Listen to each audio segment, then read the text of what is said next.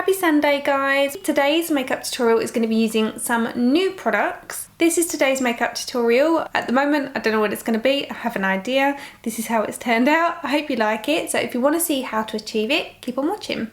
I'm going to start off with my Mercier Pure Canvas Primer. What makes this the protecting primer is that it has a SPF of 30 in it. So you apply this after you've applied your skincare. So I would still put on an SPF all over anyway. The more protection you have, the better. So what I love about this, again, like last week when I was saying cream primers for me are kind of the way forward at the moment. My skincare regime is doing a nice job of keeping my skin looking good. My pores are nice and tight. If you do want a skincare routine of my current regime, let me know and I will do one. It isn't a one size fits all when it comes to skincare or makeup, so I can only tell you what's working for me, and if some of those products feel like they might be suitable for you, then great. I love Mercier products and this primer is no exception. It is beautiful. It goes on lovely, it sinks in, and it just helps to keep everything in place. And again, I've got that added protection of SPF within the product. For foundation this week, I'm going to use the Dior Face and Body Foundation, also known as Backstage Foundation. It's called Face and Body, which for me just kind of makes it sound so similar to the MAC Face and Body, which is a beautiful foundation, but one that just is not geared towards my skin type, and that being oily. So it's kind of one of those foundations that I just didn't bother to look into any further. So I wished I had done my research because I probably would have used this a little bit sooner. This is very, very fluid, the same as MAC Face and Body, only this is going to give you more of a matte finish, whereas Face and Body is definitely a dewy finish. They do have similarities. You can sheer them right down with your hands, so you can just have a tinted moisturizer effect, or you can really build it up to a medium to full coverage. With the MAC Face and Body, it has a kind of grip to it. If you've used it, you'll know what I mean. Once you start working it with your hands, it almost grips on the skin and your hands start to tug over the top. And the idea is that it sets in place so that you can layer over the top to build up the coverage. It's great for people with drier skin. It's lovely on mature skin. It is for the face and body, same as this foundation. But this one doesn't set in place. It goes on like a regular liquid foundation. It still feels silky, satiny on the skin, and it doesn't create that grip underneath, but it is buildable. So if you do want that really light coverage, put it on with your fingers. A couple of layers and it will still be really light, everyday, undetectable foundation that just covers redness and any imperfections and leaves your skin looking naturally perfect. If you want a more medium coverage, you can go in with a flat brush, something like this. This is a great foundation brush. This one is by Makeup Forever, but you can get cheaper flat foundation brushes, and that will give you a lovely medium coverage. And then if you want full coverage, you can go in with more of a dense bristle brush, something like this, which is a flat top kabuki foundation brush. This one is by Zoeva, synthetic in its bristles, which I prefer, but you can get the rounded ones that are slightly more domed on top, like the Real Technique brushes. It really buffs it into the skin, and you can just do 3 layers of that for full coverage. I always prefer to work with my hands. I'm in control of how it sits on the skin. I can really press it in. I'm not losing any of the product in my fingers. So I wore this foundation yesterday and I wore it for 8 hours and it still looked amazing at the end of the day. So I'm just going to put an extra layer on. For this one I'm going to go in with a brush just to quickly build up some additional coverage to show you guys. I personally like to use a stipple motion when I'm working over layers that I've already applied. That way I'm not disturbing the base layers. Similarly to the MAC Face and Body, this foundation is waterproof. It's great for humidity, sports, anything that's kind of gonna put your skin to the test, whether it's the weather outside, whether it's your body temperature.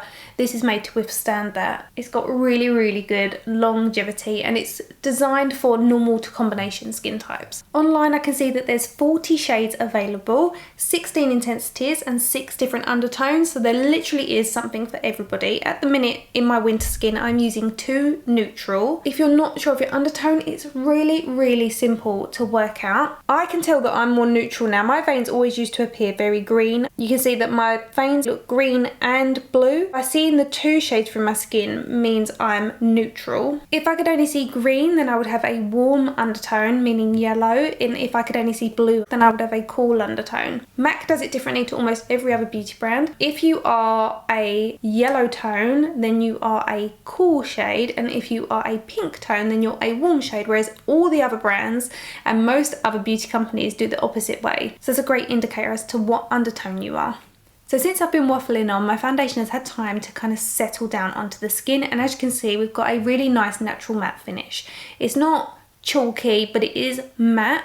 If you do like this kind of formula but you want something a bit more glowy and you aren't oily, then you might want to try the MAC Face and Body, because they are very similar in what they deliver and their price point is not too dissimilar, and both their shade ranges are fantastic. So off camera I'm going to fill in my eyebrows, I'm going to move on to eye makeup, and then we're going to come back as usual and finish the skin.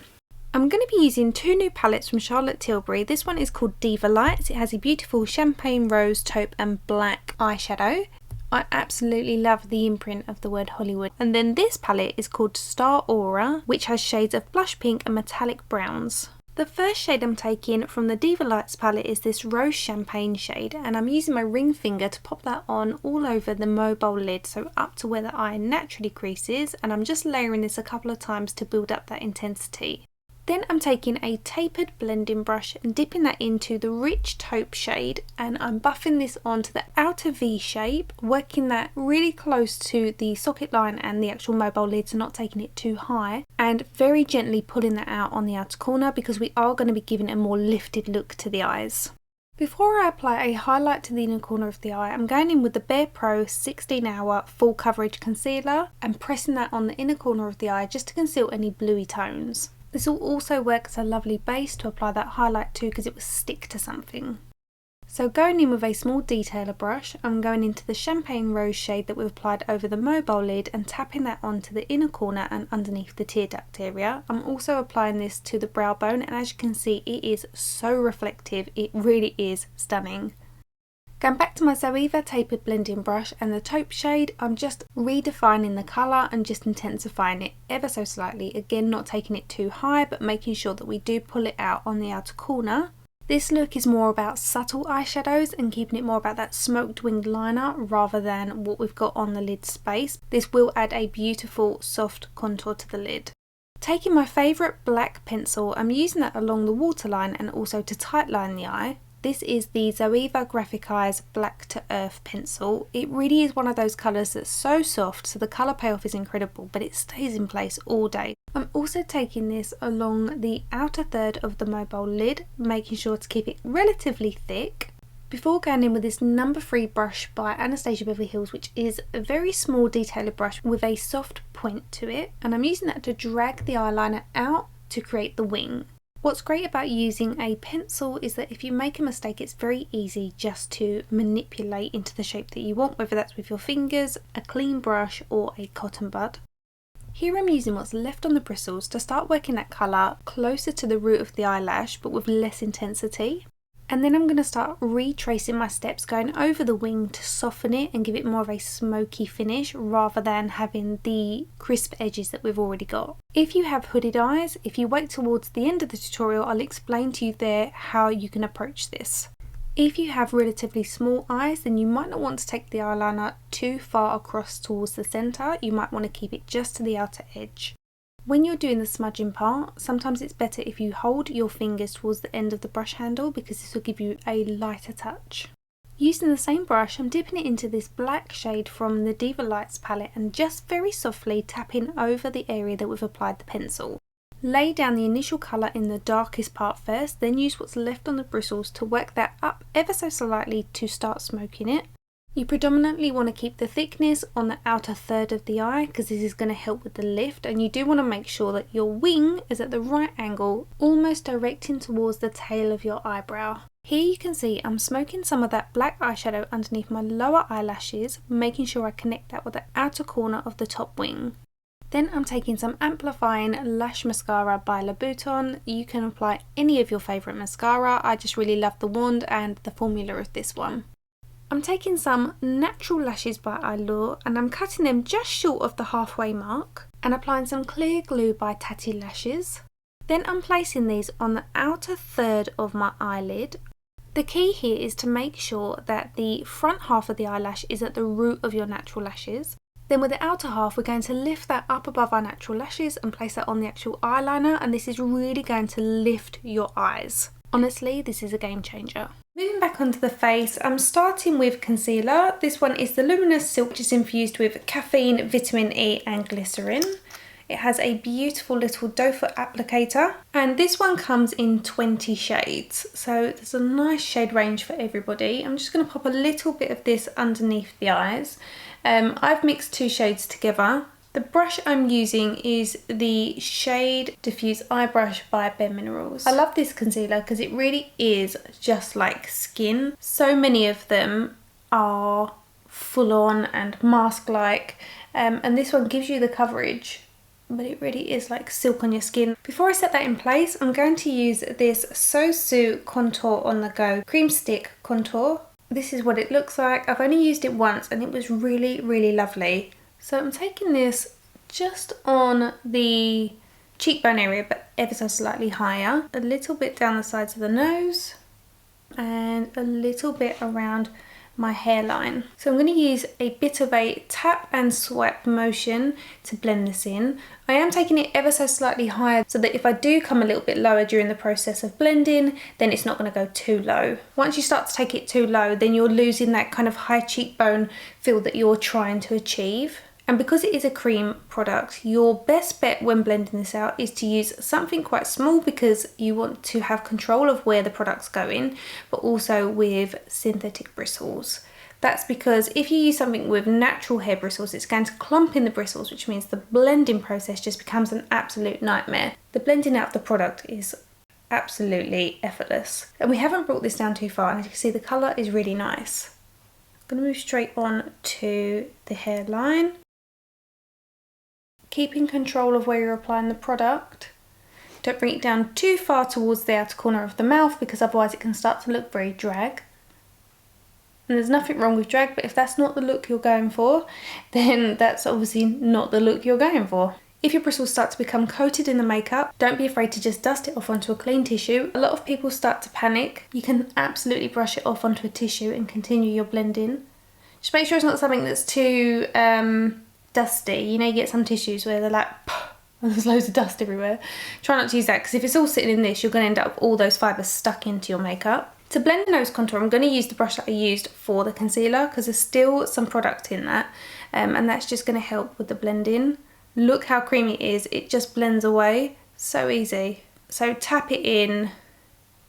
Same with around the front. The last thing you want in the flesh is to look like you've been rubbing your nose in the sand. You know, you see people, it looks lovely in photographs, and then you see them moving in a video and you're like, oh, that is not a good look. So if you've got product on your bristles, don't be afraid to dust them off, even on the back of your hand. So it adds that warmth and structure to the face without it being over the top. Today, I'm going to set my under eyes and my face with the Becca Under Eye Brightening Powder. I love that this is super finely milled, so it really is invisible on the skin, and if you only use a very light amount and you're not baking in it, you won't get any flashback or white cast.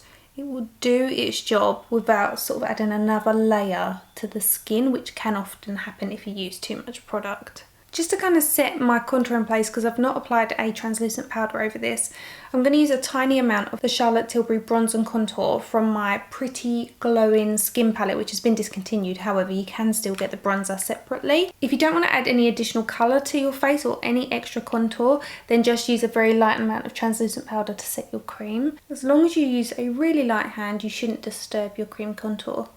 If you are concerned, you can set that with a translucent powder first, then go over with a powder bronzer. I'm going to use a mix of 2 different kinds of blushes today. My base blush is going to be this Bounce and Blur blush by Bare Minerals in the shade Coral Cloud. Again, I'm using a synthetic brush to pop this onto the skin. I'm bringing it down towards the apple of the cheek, but then also pulling the colour up and backwards to lift the face. Don't forget to very lightly tap over where you've applied your concealer. Apply the majority of the colour first where you want it, and then use what's left on the bristles to tap over, because what that's going to do is just add a nice gradient between the concealer and the contour shade. You don't want kind of like free stripes on your face. And then when you look forward, you can see that this side of the face lifts nicely because we've got a little bit of a flush of colour. So I'm calling that my base blush because I am going to go in with the Glowgasm Beauty Light Wand by Charlotte Tilbury in the shade Peachgasm. Although this has a kind of peachy undertone to it, it is more about the glow. Applying it on its own kind of doesn't give enough of a blushy tone.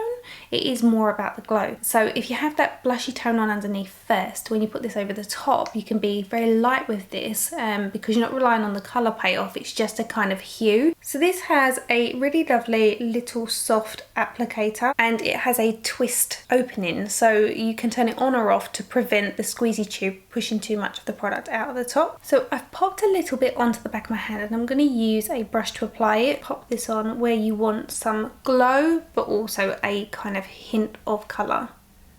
You'll see it's proper glowy.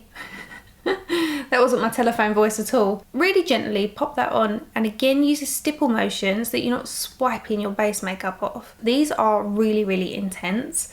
So as you bring it down, only use what's left on the bristles to do so, rather than popping the first lot on the apple of the cheek and trying to pull that colour back, because it's just going to be like a big ball of glow. I'm also going to take a little bit of that just around the top of the brow bone onto the forehead. Just tap around so it's all nice and cohesive.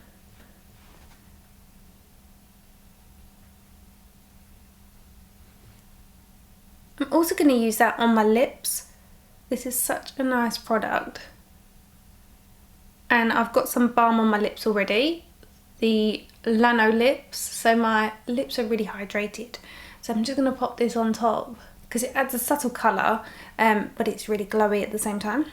And that completes today's makeup tutorial. I hope you've enjoyed it. Lifting the lashes onto the liner just adds a little bit of lift to your eyes. It's a really good tip. If your eyes are slightly hooded, always do your eyeliner looking directly in front of you, straight into the mirror. You need to apply eyeliner over the hood in that straight line, knowing that that fold is going to have no colour on. Then you want to look down and connect the two. And when you look up, you will have the winged liner in the right shape, lifting the eye.